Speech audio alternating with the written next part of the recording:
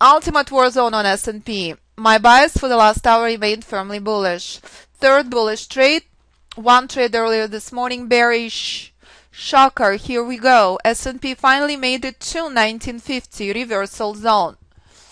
Fourth trade this morning after 2 hours of sleep, and here we are. Fibonacci levels remain playing out to the tick. The same exact formula remains if you're using on S&P monthly or S&P hourly or non-time based charts. Almost 4 points later and reversal zone had not been broken. Again, just like on the previous short first trade this morning. Did you know when to move your stop outside of break even? Did you know where reversal zone is? Are you witnessing? It's all the same formula. If you're trading S&P monthly, it's all the same dance. If you're trading oil monthly, it's all the same dance. Price is identical everywhere. What you trade is up to you. 4 trades, 2 hours of sleep, only 1 trade is negative this morning. Price is showing each and every time. Everything preset in price, far in advance. All you have to do, play by the rules. And that's a test that will forever remain in trading. You're witnessing how essential it is to know when to move your stop outside of break-even. Clear? 2 trades made it to reversal zone. Decision point 1 on 1 trade made no sense whatsoever. 2 ticks, 1.5 point stop, not a good idea to exit at that target. Every trade, different stop, every trade, different target. You identify what's appropriate for you, your account size. I simply demonstrate the method on multiple instruments and multiple time frames. Trade number 5 this morning. Reversal zone remains firmly in a play. Even with extremely late point of entry, at least 1.5 on S&P. Reminding you, knowledge execution remains the key. 1950 as spelled out from the previous trade remains the key level. Price blasting through, long trade migrates into hourly chart. Is that clear? Do you know when not to short S&P? Do you know where to monitor for reversal?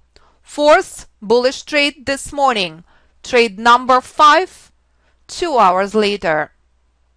The struggle remains, reversal zone remains an obstacle.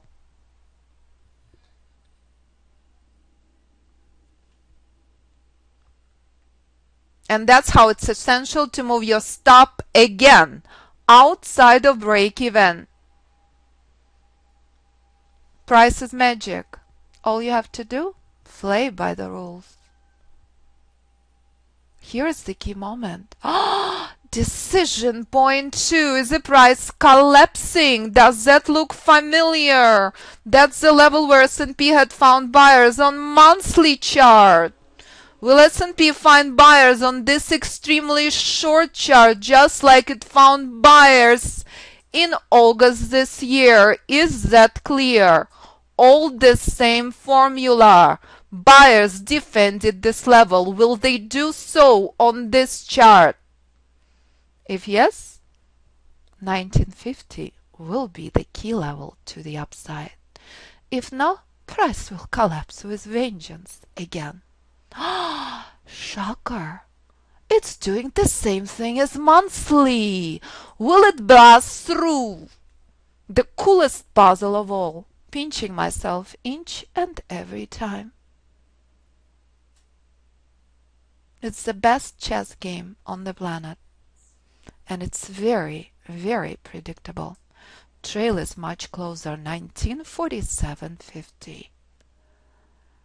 Will S&P succeed?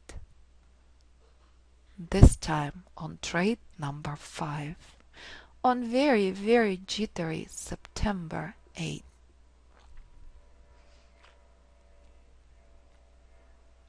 Come on, S&P, show me what you got, baby. Blast through 1950. You can do it.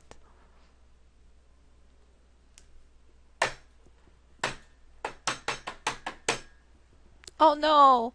Reversal zone is a problem.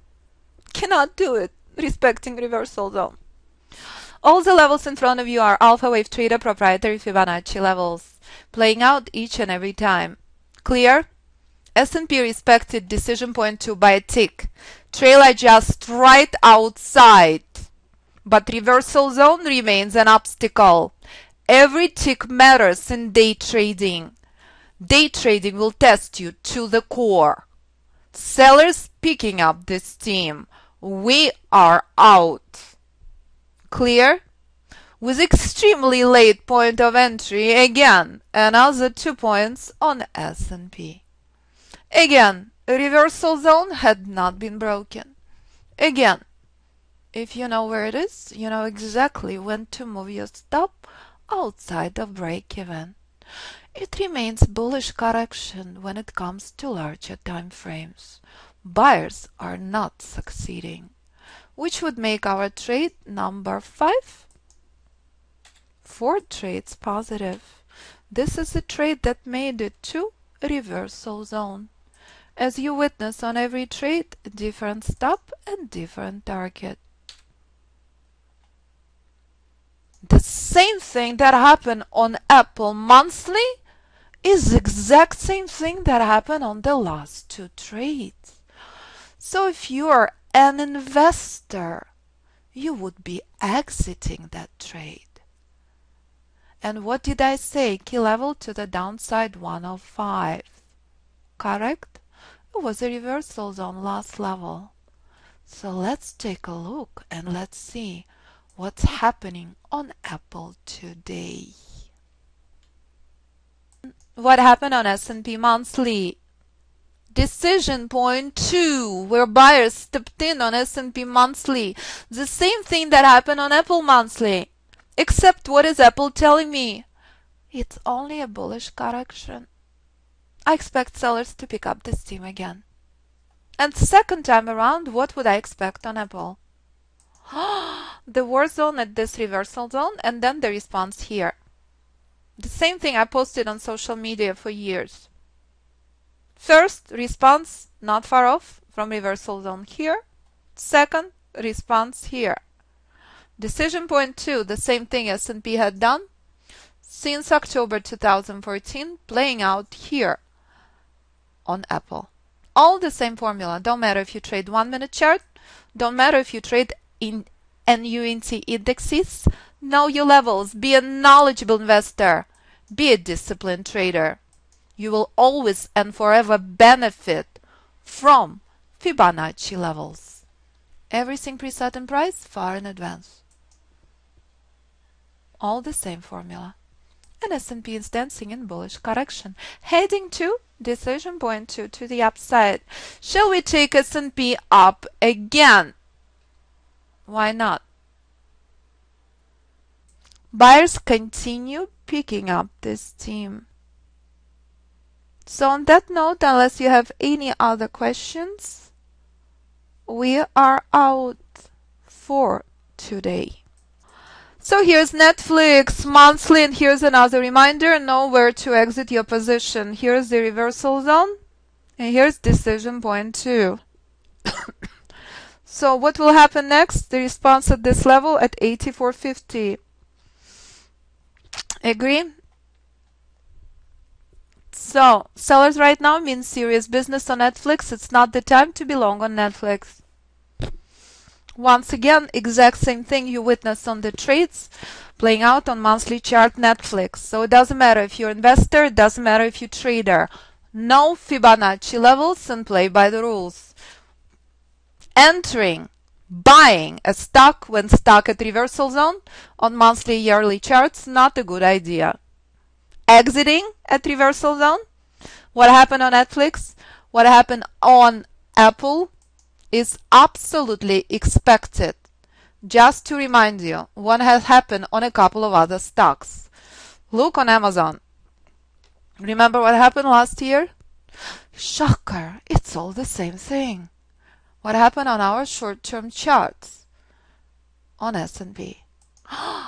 What has happened on Bank of America?